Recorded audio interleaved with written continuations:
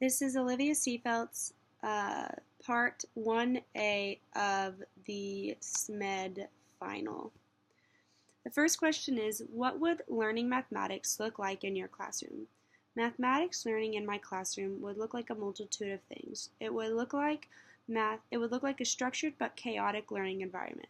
Since every student learns differently, that means that no student in my classroom will learn mathematics the same way as the student sitting next to them. So you can't expect to teach math one way and have everyone understand it the first time.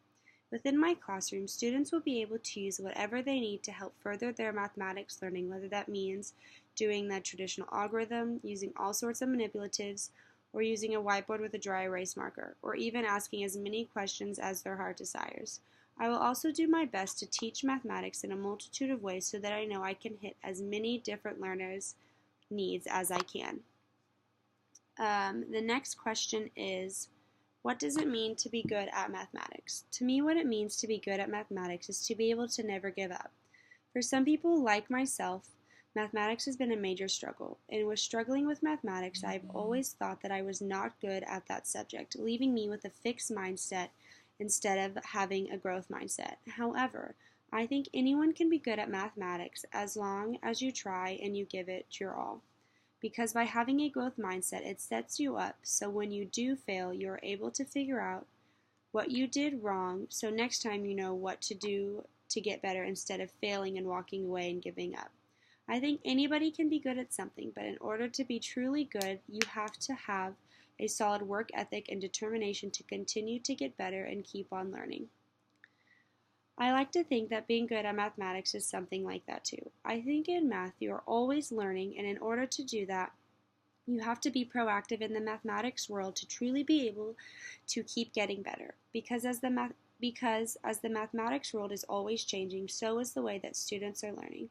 And to be able to keep up with them, I myself have to keep learning to get better to teach them what they need to know.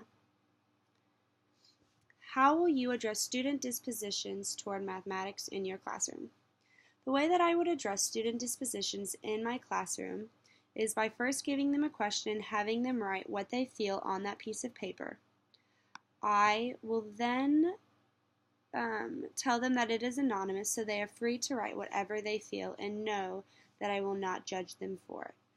The question I will give them is, math to me is like, and then they will be able to fill in the rest with how they feel. Once the students have given me their answers, I will discuss within the class that there are many different feelings and emotions toward mathematics in the room today. I will tell them my story about when I first did this exercise too. I will tell them when I answered it, I said, math to me is like stepping on a Lego in the dark. You don't know it's there, but when you do, it's horrible and terrifying when it happens.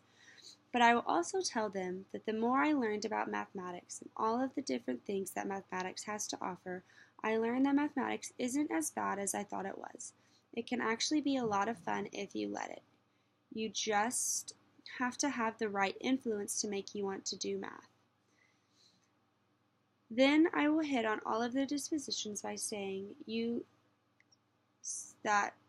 some of you may love math and some of you may hate math, and some of you may feel very indifferent about it.